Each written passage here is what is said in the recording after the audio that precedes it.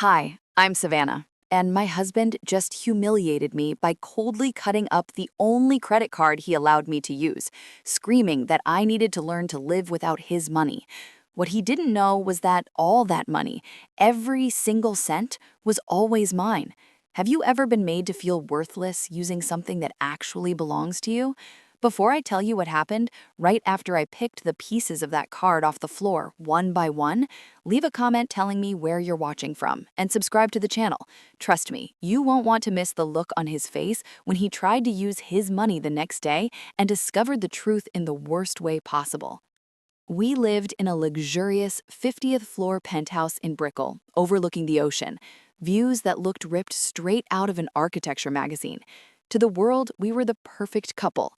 Caleb Mitchell, the charismatic, successful 28-year-old entrepreneur, and me, his devoted and silent 26-year-old wife, Savannah Rhodes.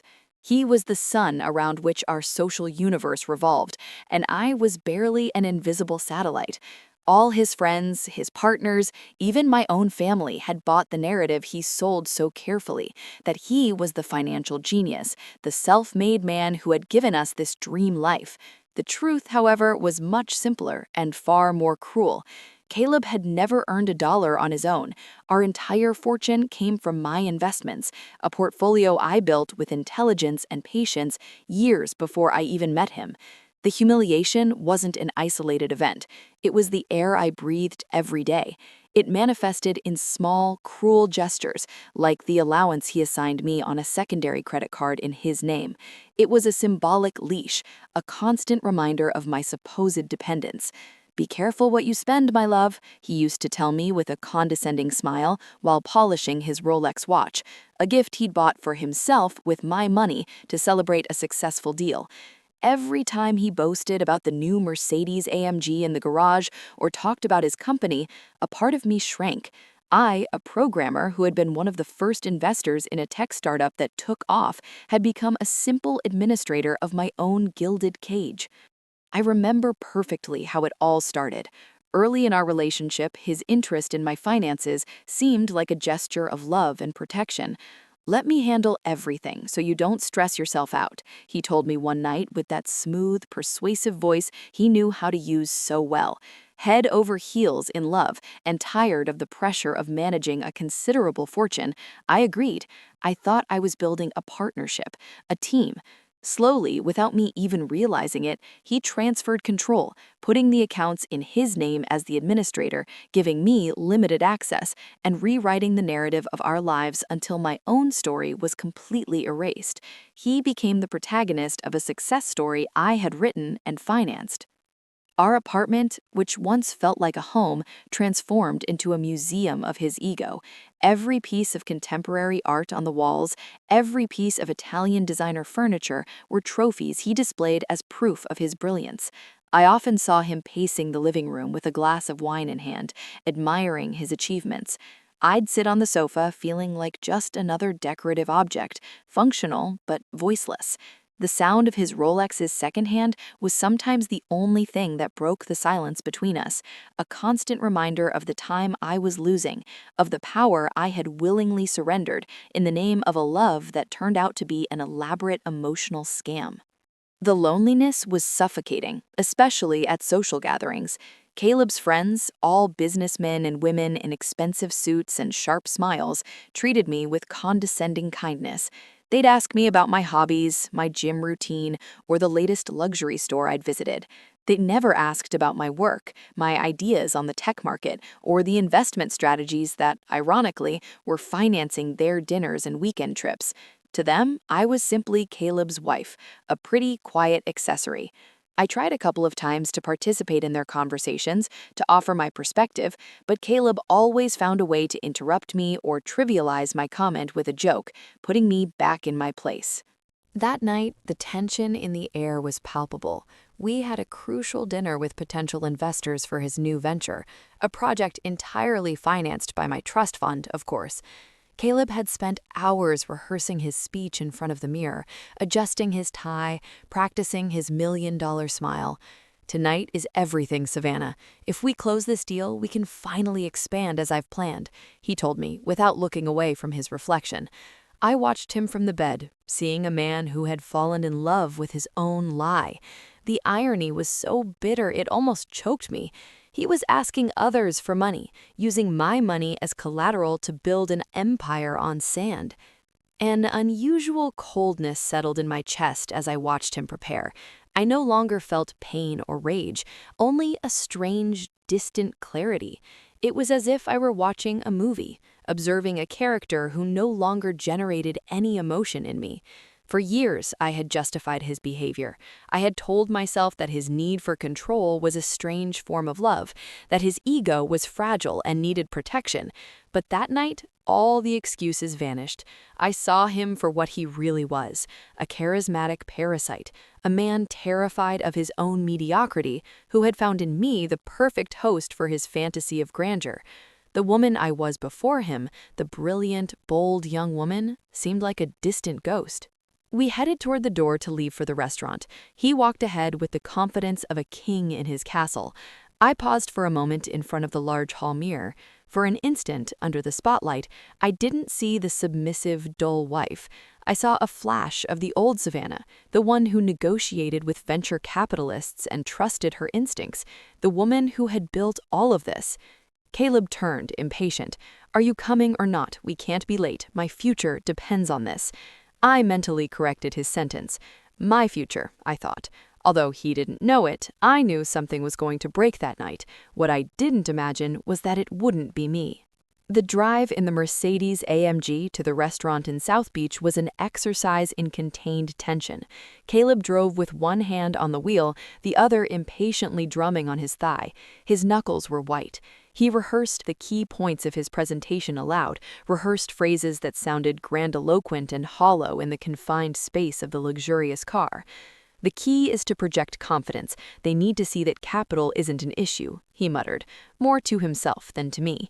I watched the city lights blur through the window, feeling the cold leather of the seat against my skin. I didn't answer. My silence seemed to irritate him even more, but I no longer had the words to feed his fantasy. I was saving my energy. I would need it. We arrived at the Capitol Grill, a place where status was served as the main course. The valet rushed to open Caleb's door, treating him with the reverence reserved for men who, like him, wore success like a tailor-made suit. As soon as he stepped onto the sidewalk, his anxiety evaporated, replaced by a mask of charisma and power. He took my arm, not with tenderness, but with a gesture of possession, guiding me through the bustle of the restaurant. The tables were filled with loud, affluent people. The air smelled of money and expensive perfume. For him, this was his natural habitat. For me, it felt like a gladiatorial arena where I was the only one unarmed. We were headed toward the door to leave for the restaurant. He walked ahead with the confidence of a king in his castle. I paused for a moment in front of the large hall mirror. For an instant, under the spotlight, I didn't see the submissive, dull wife. I saw a flash of the old Savannah, the one who negotiated with venture capitalists and trusted her instincts, the woman who had built all of this. Caleb turned, impatient. "Are you coming or not? We can't be late. My future depends on this." I mentally corrected his sentence. My future, I thought. Although he didn't know it, I knew something was going to break that night. What I didn't imagine was that it wouldn't be me.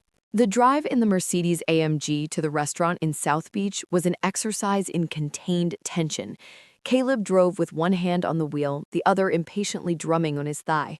His knuckles were white. He rehearsed the key points of his presentation aloud, rehearsed phrases that sounded grandiloquent and hollow in the confined space of the luxurious car.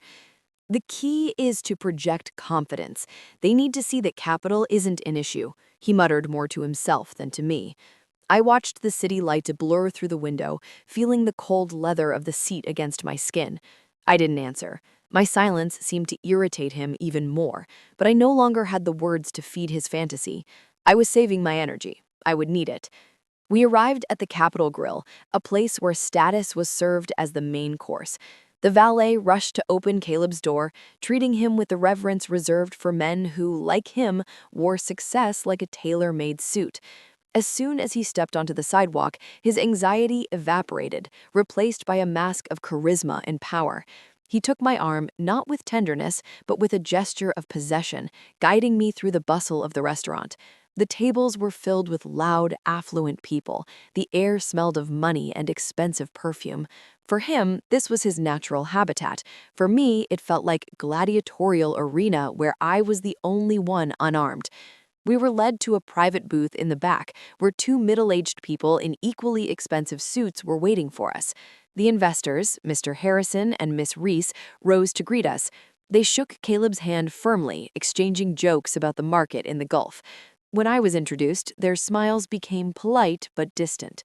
"Pleased to meet the beautiful woman behind the genius," Mr. Harrison said, and I returned a smile that didn't reach my eyes. For the first 20 minutes, the conversation flowed around me, but never through me. They asked how the wine was, if I liked the decor, but never what I thought of the monetization strategy for the new platform. I was the trophy wife, sitting in silence, nodding at the right moments, another piece of the decor Caleb had assembled for his big night. Then Caleb began his pitch. He spoke with contagious passion about his vision, about how he had identified a gap in the fintech market, and how his seed capital would allow him to scale quickly. He detailed the platform's algorithm, using technical terms he had memorized from the reports I had written for him. I listened with a glass of water in my hand, feeling every word of his erase a little more of my existence. He was a story thief, a ventriloquist, using my voice to build his own legend. No one at that table, except me, knew that the genius he was describing was a woman sitting beside him, treated like a child. That's when it happened. When describing the database architecture, Caleb mixed up a key term. He said SHA-1 hashing procedure when talking about user data encryption, a protocol known to be vulnerable and unused for years. It was a small mistake, but for anyone in the tech sector, it was a red flag. Without thinking, almost as a reflex from my old life, I intervened. We actually use SHA-256 with a per-user cryptographic salt. SHA-1 wouldn't be secure. My words hung in the air, breaking the spell of his monologue. The silence that followed lasted barely 3 seconds, but it felt like an eternity. Miss Reese's eyes, which until then had been fixed on Caleb with admiration, turned towards me with a new spark of interest. Mr. Harrison raised an eyebrow. For an instant, the power dynamic at the table inverted. I saw panic cross Caleb's face, a micro-expression of fury and humiliation before his mask of charm snapped back into place. The invisible satellite had just proven it had its own light, and the sun didn't know how to react. It was a moment of validation so intense and terrifying that it left me breathless. Caleb recovered with a forced, overly loud laugh. He put an arm around my shoulders, squeezing with a strength that was almost painful. "There she is, my secret weapon," he told the investors. "Savannah is my personal quality control. She loves to keep me on my toes with technical details. She's such a tech hobbyist." He reduced my knowledge, my career, my identity to a simple hobby. He demoted me from expert to enthusiast in a single sentence, and he did it with a smile. The investors laughed. The tension dissipated for them, but for me, the squeeze on my shoulder was a clear warning. The conversation continued, but something had broken. The rest of the dinner was torture. Caleb tried twice as hard to be charismatic, telling anecdotes and promising astronomical returns. I remained silent, but my silence was no longer submissive. It was a heavy silence, loaded with meaning. I felt Miss Reese's occasional glances, no longer condescending but curious, evaluating. The deal Caleb had considered closed now seemed uncertain. Humiliate. I could feel his rage bubbling beneath the surface, a beast waiting for the apartment doors to close to be unleashed. I paid the bill with one of his credit cards. The irony was not lost on me. The drive back home was sepulchral. Caleb drove with both hands gripping the wheel, his knuckles completely white. He didn't say a word. The only sound was the engine's hum and the ticking of his Rolex, which seemed to count the seconds until the inevitable explosion. I looked at his profile, jaw clenched, neck muscles tense. I no longer saw the man I had fallen in love with. I saw a stranger, an actor whose part had been interrupted. The fear I usually felt in these situations had been replaced by a chilling resignation. I knew what was coming, and for the first time, I wasn't scared. I was ready. As soon as the door to our apartment closed behind us, the storm erupted. "What in the hell do you think you were doing?" he screamed, his voice echoing off the marble in the foyer. "You humiliated me. You made me look like an idiot in front of them. I spent the whole night working to close that deal, the deal that's going to secure our future, and you ruined it with your stupid need to be the smartest person in the room." He approached me, his face contorted with rage. I didn't back down. I stood still, looking him directly in the eyes, which seemed to infuriate him even more. My calm was fuel for his fire. His anger reached a boiling point. "You are so disconnected from reality. You have no idea what it takes to earn the money you spend so happily," he spat. With a brusque movement, he snatched the purse from my hand, emptying its contents onto the entrance table.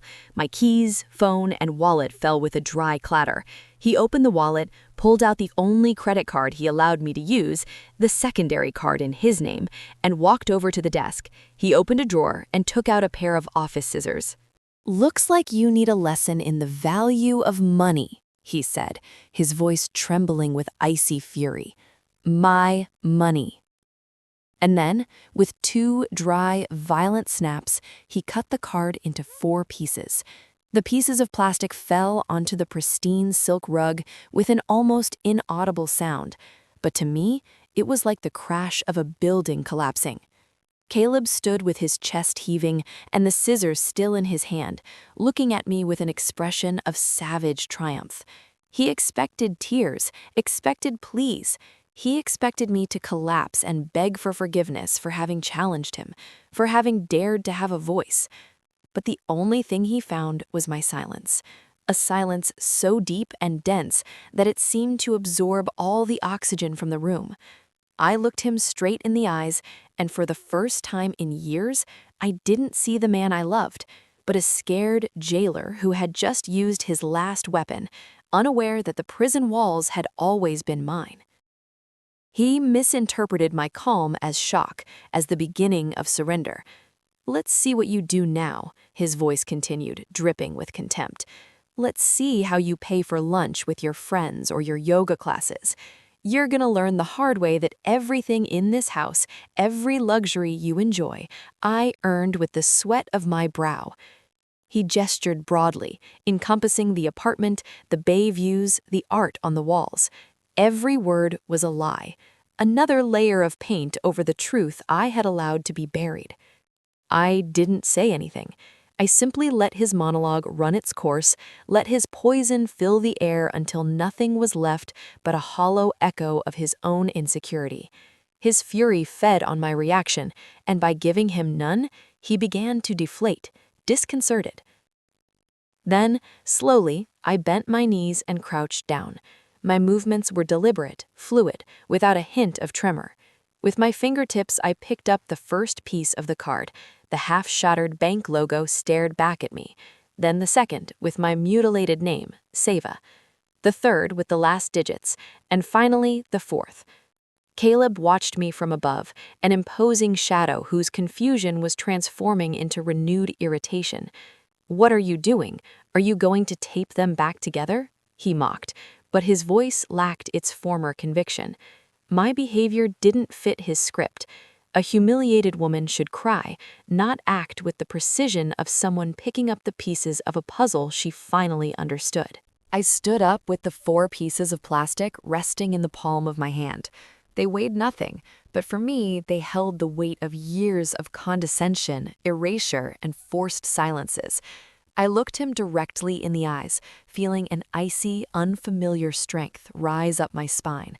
"You're right," I told him, and my voice sounded strange, serene, as if it belonged to someone else, to the woman I was before him. "I need to learn how to do that." He let out a short, bitter laugh, a sound of relief. He had won, or so he thought. He turned around, leaving the scissors on the table like an abandoned weapon on the battlefield, and headed to the kitchen to pour himself a whiskey. For him, the show was over. For me, it had just begun.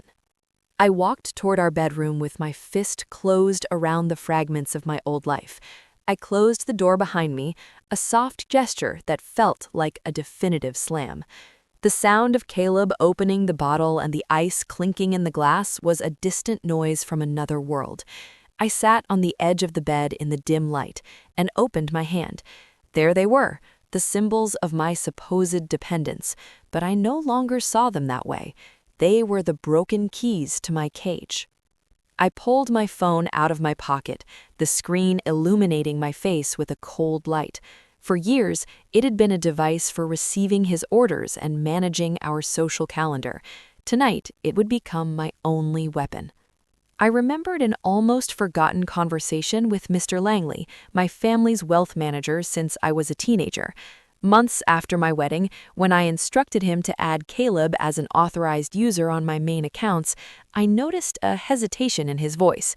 "Savannah," he said with his usual professional tact, "it's always prudent to maintain a clear chain of command. Perhaps we should establish a safety protocol that only you can activate." In my lovesick blindness, I laughed and told him not to worry, that Caleb and I were a team. "Of course," he replied, "but permit me to create a file labeled Protocol 0, just in case you ever change your mind." That previously irrelevant memory was now a lighthouse in the darkness. From the living room, Caleb's voice boomed with renewed arrogance. "Hey, I'm calling my boy Mark to finalize the weekend in the Keys. You're gonna stay here and think carefully about how you're going to apologize to me if you want your privileges back." The word privileges hit me with the force of a slap. Privileges. He was talking about my own money as if it were crumbs he was tossing me from his imaginary throne. The casualness with which he planned his luxurious escape, financed by me, while sentencing me to house arrest, was the final catalyst, the last molecule of doubt, the last vestige of the woman who had loved him, dissolved. I opened my laptop, the device he always called my little toy to pass the time. My fingers, which hadn't programmed anything serious in years, moved across the keyboard with surprising muscle memory. I accessed my private banking portal, the section he didn't even know existed, where the core of my fortune resided, untouched and under my exclusive control. The charts, the numbers, the performance reports, everything was there. It was like looking at my own reflection after a long time and recognizing myself. I saw years of growth, intelligent decisions, and patience. I saw the woman who had built all this, and I knew exactly what I had to do. I drafted an email, short, cold, and unambiguous. The recipient's address was Mr. Langley's. The subject was simple: Protocol 0, immediate execution. In the body of the message, I wrote 3 clear sentences. "Please proceed with the execution of Protocol 0 with immediate effect. Revoke all secondary user access on all accounts associated with my name. Transfer all balances to contingency account 77B. Confirm when done." My finger paused over the send button. For a heartbeat, the world stopped. It was the abyss, the point of no return. In that instant of hesitation, I heard him laughing loudly in the living room. He was on the phone with one of his friends. "You won't believe it. Savannah tried to correct me in the middle of dinner in front of Harrison and Glenn. Obviously, I had to put her in her place when we got home. You know how they are. You have to remind them who wears the pants every once in a while." The contempt in his voice, the ease with which he turned me into the punchline of his story, was the push I needed. The image of the submissive wife shattered. With a slow, deep exhale, I clicked. The soft sound of the trackpad, minute, almost imperceptible, but to me it resonated like the starting gun of a new life. The silent war was over, and I had won it without raising my voice. I closed the laptop with ceremonial slowness, its screen darkening like a curtain falling at the end of a painfully long play. From the living room, Caleb's laugh still floated in the air, mixing with the clinking of ice in his glass. He was so immersed in his world of self-deception, so sure of his power, that he had no idea the ground beneath his feet had just disintegrated. I stayed seated in the darkness of the room, listening to the beating of my own heart, which for the first time in years sounded not like fear, but like a silent, steady war drum. The decision was made, the order was given. Now all that remained was to wait for the real world to catch up with the new truth I had just created. The waiting was the strangest part. Every minute stretched like an eternity. I could hear him moving through the apartment, his voice still on the phone, boasting about how he had put me in my place. His every word, instead of hurting me, now confirmed the justice of my action. It was as if he were proving me right over and over again. I held my phone in my hand, the screen dark. I wasn't waiting for a call, but for an email, a simple confirmation message that would seal the fate of the farce we had called a marriage. I didn't feel panic or anxiety, but a chilling calm, an absolute certainty I had never experienced before. It was the calm of someone who has hit rock bottom and realizes the only possible direction is up. I felt like a strategist in her headquarters, observing the map of the battlefield, having already moved the piece that guaranteed victory.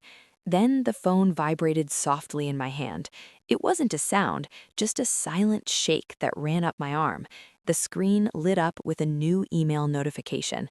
The sender was Mr. Langley. The subject read, Protocol 0, immediate execution. I held my breath as I opened the message. The text was brief, professional, and devastatingly effective. Dear Savannah, I confirm the execution of Protocol 0. All secondary accesses have been revoked and funds consolidated in the contingency account. We are at your disposal for the next steps. Sincerely, R. Langley. I read the words 2-3 times. A wave of relief so immense washed over me that I had to brace myself on the bed not to fall. It was done. It was real. I was free. The power I had willingly ceded, piece by piece, had just been reclaimed in a single digital instant. With the confirmation in my possession, a new energy flooded me. I was no longer a prisoner awaiting sentence. I was a woman with a plan. I got up and, moving silently so as not to alert Caleb, I opened the closet. I didn't take a large suitcase. I wasn't going to make a scene. I took a small carry-on bag, the one I used for weekend trips before I met him. I began packing, not with the haste of a fugitive, but with the precision of someone moving out. Just the essentials: a pair of jeans, a few shirts, my laptop, my personal documents. I left behind the designer dresses, the expensive shoes, all the paraphernalia of the life he thought he had given me. Each garment I folded and stored was a tie cut with my past, one more step toward the woman I had forgotten I was. I paused in front of my jewelry box, a lacquered wood box he had given me on our first anniversary. I opened it. Inside, diamond necklaces, gold bracelets, and sapphire earrings sparkled under the faint light. They were gifts he had bought with my money to adorn his trophy wife. I looked at them without feeling anything. They were beautiful but empty, like our life together. I reached in and searched the bottom until I found a simple pair of pearl earrings my grandmother had given me when I graduated college. They were the only things in that box that truly belonged to me. I put them on. Then I saw the 4 pieces of the credit card on the nightstand. I picked them up and put them in a small zippered pocket of my purse, not as a reminder of the pain, but as the trophy of my silent victory. That night, for the first time, I locked our bedroom door. Caleb, probably already halfway drunk, banged on the door an hour later. "Still mad, princess? Open up." His voice slurred. I didn't answer. I waited, holding my breath. "Fine, whatever," he muttered from the other side. "Sleep on the couch if you want. I don't care. We'll talk about your attitude tomorrow." I heard his footsteps move away, and then the sound of the TV in the living room.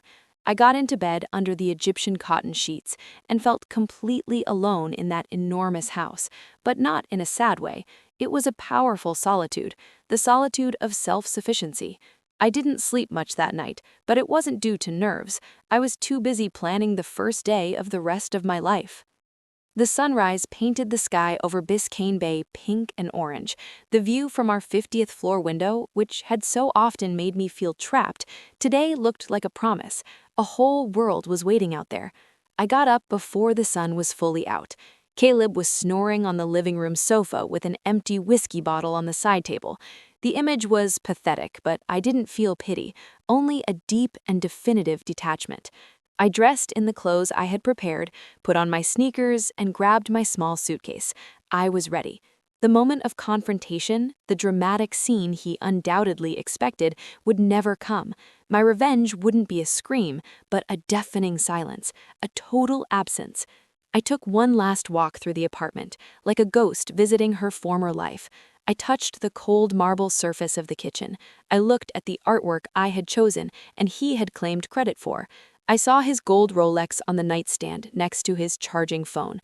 They were just objects, symbols of a wealth he never understood or deserved. I felt no nostalgia or sadness. It was like walking through a museum dedicated to a person who no longer existed. Every corner of that place was imbued with his ego, his lies, and I was about to purify myself of all of it. The air felt lighter, more breathable. My gilded cage was about to lose its songbird. On the kitchen island, next to the keys to his prized Mercedes AMG, I left a note. I wrote it on one of the hotel note cards we kept in a drawer. There were no reproaches, no accusations, no long farewell speech. My action would speak louder than any words. The note contained only one sentence, a compass for the new world I was about to abandon him to. I hope you learn to stand on your own 2 feet. I already have. I left the apartment keys beside it. I didn't need them anymore. Everything in that house was legally mine, but in that moment, all I wanted was my freedom. I could deal with the assets and properties later through lawyers. What I needed now was to disappear from his life. I grabbed my purse and my suitcase and walked toward the front door. My steps made no sound on the Persian rug. I carefully turned the knob. I opened the door and stepped out into the silent hallway of the building. As I closed the door behind me, the sound of the deadbolt clicking into place was the most satisfying final punctuation I had ever heard. I didn't look back. I walked toward the elevator, pressed the lobby button, and as the metal doors closed, reflecting my image for an instant, I saw a woman I didn't fully recognize, but whom I liked. A woman with clear eyes and steel determination. The stage was set. Caleb would wake up in his castle, believing himself to be the king, unaware that his kingdom no longer existed, and that he was about to be evicted in the most humiliating way possible. I settled into a boutique hotel in Coconut Grove, a discreet place with a small balcony overlooking a lush garden. The humid Miami air felt different here, cleaner, less loaded with lies. I didn't feel the need to check my phone every 5 minutes. I knew the shockwave of my decision would take a few hours to reach Caleb. I imagined him waking up late, his head heavy from the whiskey, finding the empty bed and the note next to his Mercedes keys. He would probably laugh, thinking it was a dramatic tantrum, a negotiation tactic on my part. He would believe I was at a friend's house, waiting for his apology call to return home and resume my role. Arrogance was his blindness, and I had counted on it. To him, my departure wasn't an ending, but a simple fit that would be resolved with a condescending gesture. He was about to discover how wrong he was. I was told afterward, through an indirect source, how the events unfolded that morning. Caleb, just as I had predicted, woke up confused and annoyed. He saw the note, crumpled it in his fist, and threw it in the trash. "She'll get over it," he muttered to himself. There was no panic in him, only irritation. He showered, put on one of his most expensive linen shirts, and donned his Rolex, the daily ritual to build his character as a successful man. He decided to proceed with his plans for the weekend in the Keys with his friends, as if nothing had happened. It was his way of punishing me, of showing me that my absence was insignificant. He told himself that when he returned Sunday night, I would already be home, repentant and submissive, ready to apologize. The idea that I could have a plan, a will of my own beyond reacting to his, was something his mind simply couldn't conceive. He got into the Mercedes AMG, the engine roaring with the power he believed belonged to him by right. He drove to an upscale grocer in Coral Gables, one of those places where people don't look at prices. His plan was to buy the best cuts of meat, expensive wines, and artisanal cheeses, to impress his friends. It was part of his performance, the generous host, the man whose success translated into overflowing generosity. As he walked through the aisles, filling the cart with luxury products, he felt like the king of his universe. Every item he added was a reaffirmation of his status, a tangible proof of the life he had supposedly built. He had no idea he was living his last minutes as the man he thought he was, buying a feast for a future that no longer existed. The cart was full to the brim, a mountain of opulence that amounted to several hundred. He approached the checkout line with his characteristic, confident smile, greeting the cashier by name. He was a regular customer. People knew him there. He put the items on the conveyor belt while talking on his cell phone with one of his friends, confirming the arrival time at the beach house. "Yeah, I'm bringing everything. The best of the best, as always," he boasted. When the cashier announced the total, he took out his crocodile leather wallet, extracted his gleaming black credit card, and slid it with a casual gesture.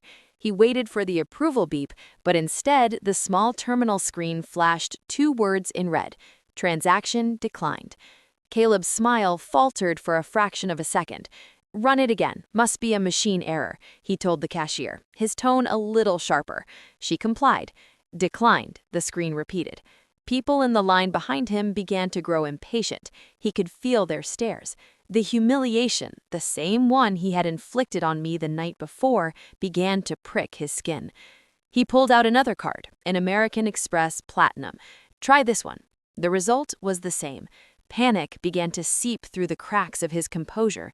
His face, normally tanned and confident, paled slightly. "There must be a problem with the bank system," he muttered, more to himself than to others, as he stepped away from the register, leaving behind the cart full of his false status. Furious and ashamed, he dialed the number for the private banking line, the one that always answered instantly. "This is Caleb Mitchell," he snapped when the advisor answered. "There's a problem with my cards. They're being rejected. I need you to fix it right now." There was a pause on the other side of the line, the sound of a keyboard. The advisor's voice returned, but their tone had changed. It was cold, formal, devoid of the usual deference. "One moment, Mr. Mitchell, I am reviewing your profile." Caleb expected an apology, an explanation about a technical fault. What he received was the sound of his world collapsing through the earpiece. The advisor's voice was like that of an executioner reading a sentence. "Mr. Mitchell," the advisor began with cutting precision, "I see a notification here. Effective as of last night, your status as an authorized user on all accounts associated with this portfolio has been revoked." Caleb gasped. "What? That's impossible. Those accounts are mine." I could imagine the nervous, incredulous laugh he must have let out. The advisor continued, unflappable. "I'm afraid you are mistaken, sir. The sole owner and principal beneficiary of the investment fund, checking accounts, and all associated lines of credit is Miss Savannah Rhodes. Per her direct instructions, all secondary accesses have been eliminated, and the joint account you shared has been dissolved. The funds have been transferred to a contingency account to which only she has access." The silence that followed must have been absolute. I could visualize it perfectly. Caleb standing next to the wine section, the phone glued to his ear, his face transforming from disbelief to panic and finally to pure, naked terror.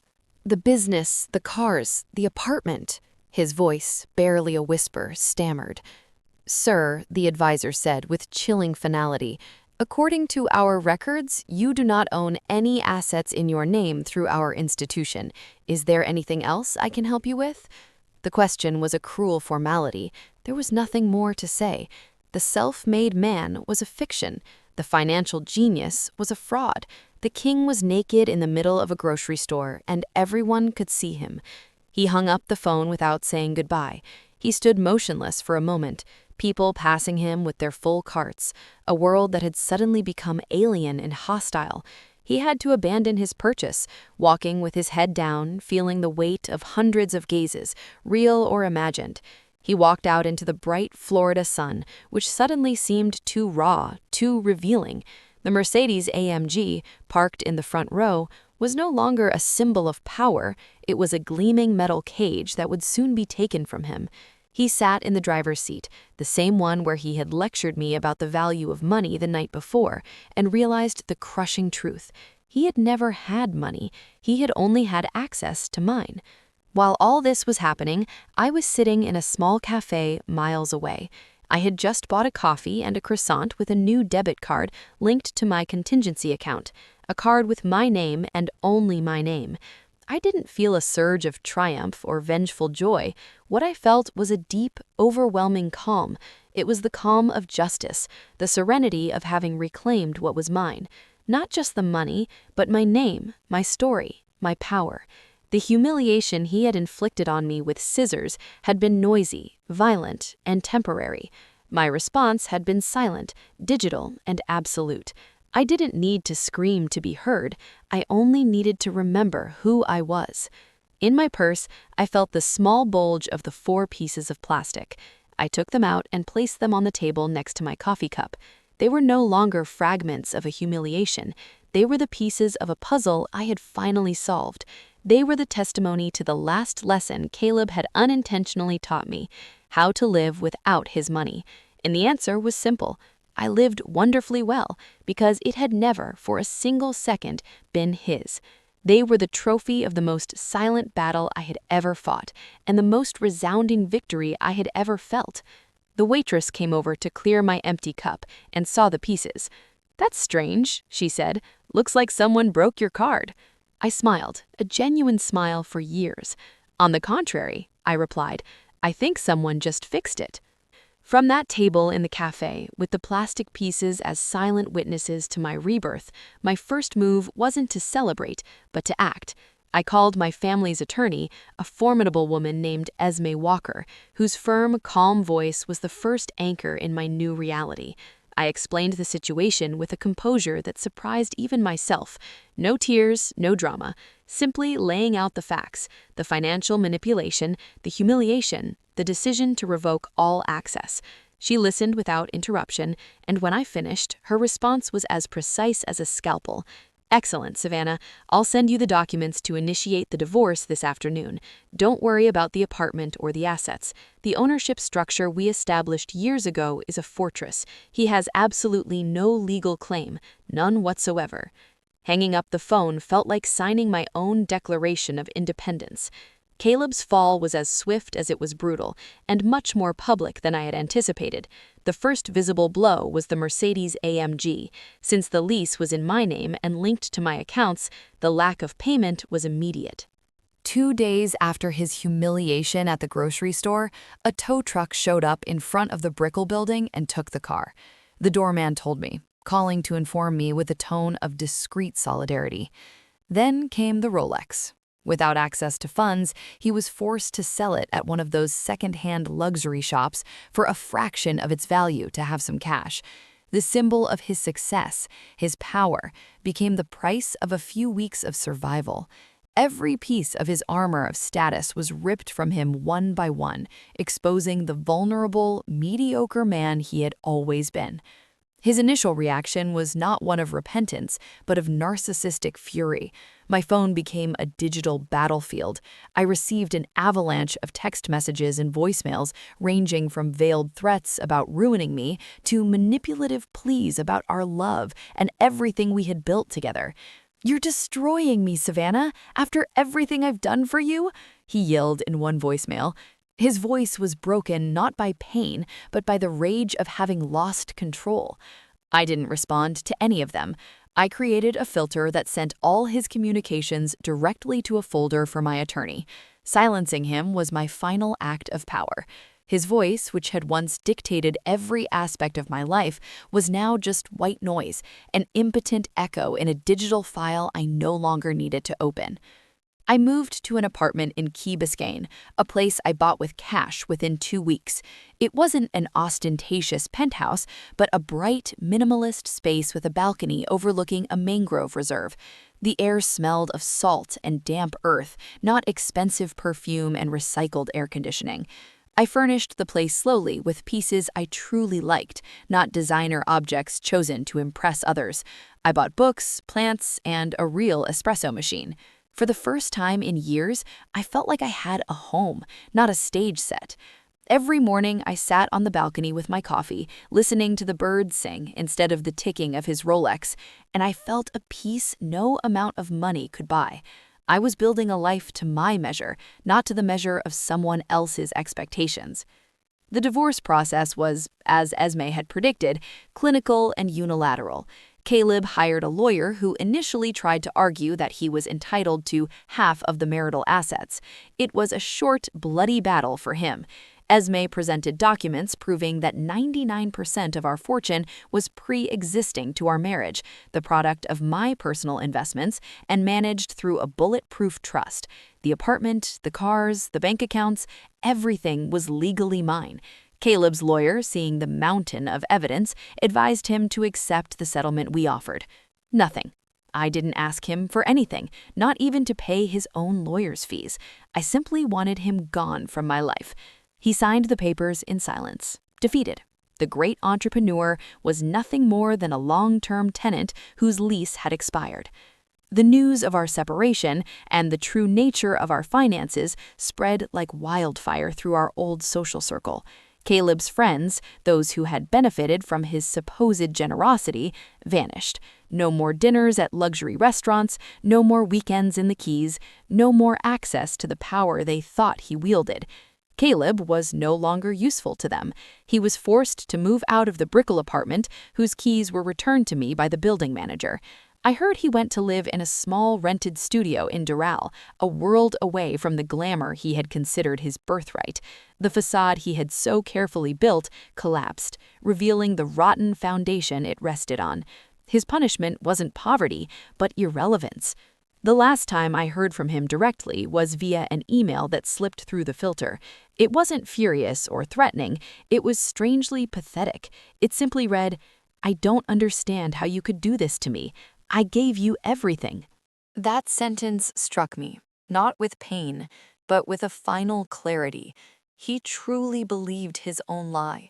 In his mind, the charisma he projected, the social life he orchestrated, were contributions so valuable they equaled the fortune I had created. He had never seen my money as ours, but as fuel for his own show, and he had never seen me as his partner, but as his silent sponsor. I deleted the email and felt the last thread connecting me to him break forever. There was nothing to understand. We had simply lived in two different realities. Weeks later, while unpacking one of the last boxes, I found a small envelope. Inside were the 4 pieces of the credit card. I placed them on the palm of my hand and looked at them under the sunlight streaming through the window of my new home. I no longer saw the humiliation or the rage of that night in them. I saw the catalyst. I saw the exact moment the woman I had been was forced to die so the woman I was meant to be could be born. I didn't throw them away. I went to my desk and put them in a small wooden box, not as a trophy of vengeance, but as a reminder that sometimes, to rebuild yourself completely, you first have to let yourself be broken into pieces. It was the most powerful amulet I possessed. Today, my life is quiet, and it is mine. I went back to work, not out of necessity, but out of passion.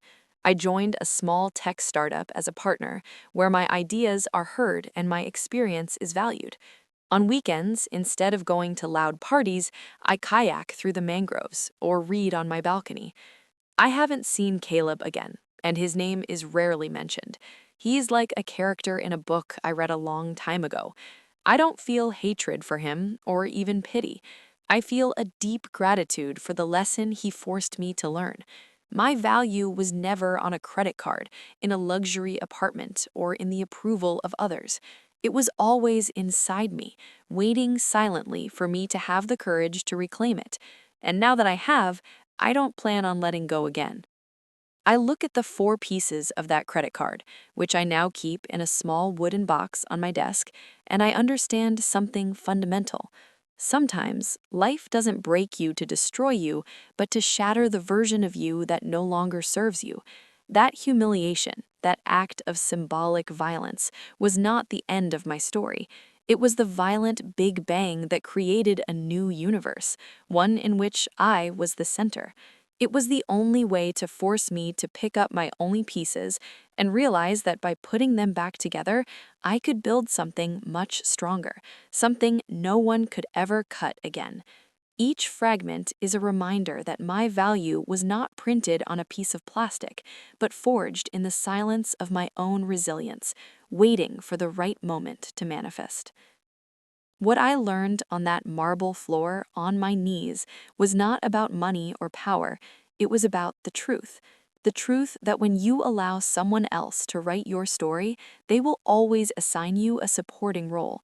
Caleb wasn't a monster. He was simply a man terrified of his own insignificance, who needed my light to project his shadow, and I gave it to him. I handed over my voice, my intelligence, and my fortune, hoping that in return he would give me love. But all I received was a gilded cage. The most painful and liberating lesson is this: no one can make you feel small without your consent. The power others wield over you is ultimately a power you have lent them. And the most beautiful thing is that you can always, always reclaim it. True strength doesn't scream. It doesn't need to break things or humiliate others to prove its existence. True strength is an email sent in the stillness of the night. It is a small suitcase packed with deliberation. It is the silence on the other end of the line when someone's world collapses. For years, I confused Caleb's aggression with strength and my calm with weakness. How wrong I was. The greatest power we have is the ability to choose our response. He chose rage and noise, and his world imploded. I chose strategy and silence, and I built a new one from the ground up. It's not about who shouts the loudest. It's about who knows the truth and acts on it without the need for applause or witnesses. And freedom? Freedom isn't having a limitless bank account. That's just wealth. True freedom is waking up in the morning in a place that feels like yours, drinking a coffee you brewed yourself, and knowing that every decision of the day, big or small, belongs to you. It's the freedom of not having to measure your words, of not shrinking to fit into someone else's expectations. It is the freedom to simply be you. The greatest luxury I have known was not the apartment in Brickell or the Mercedes in the garage. It has been the peace of sitting on my balcony with no sound but the wind and feeling complete by myself. That is a fortune that cannot be bought and thankfully cannot be stolen. If you're in a situation where you feel invisible, where your voice has been silenced and your value is constantly questioned, I want you to know something. I see you. I know that silence can feel like surrender, but it is often the space where the most important revolutions are conceived. You don't have to wait to be broken into pieces to start rebuilding yourself. That strong woman, the one you were before they convinced you that you needed someone else to shine, already exists inside you. Listen to her. Trust her. She knows the way back home, the way back to yourself. Your story is not over. Perhaps, like mine, it is just waiting for the right catalyst to truly begin. The story I have told you is not really about a husband cutting up a credit card. It is about a woman who realized that she was the bank, the source, the power itself. It's about understanding that the control others have over us is an illusion we help maintain. My name is Savannah, and I had to lose everything he thought he had given me to find the one thing that truly mattered: myself. Justice sometimes doesn't arrive with a thunderclap, but with a silent click of a button that transfers the power back to its rightful owner. And that is a lesson I hope you take with you. Thank you for allowing me to share my story. If anything I've told has resonated with you, if you've ever felt underestimated or had to fight to reclaim your own voice, leave a comment telling me your experience. You are not alone. Let's create a space here where every story is heard and every voice is valued. And if you haven't already, subscribe to the channel and turn on notifications, because every resilient story we share is a reminder that no matter how broken we feel, we always have the power to rebuild. Trust me, you won't want to miss the next.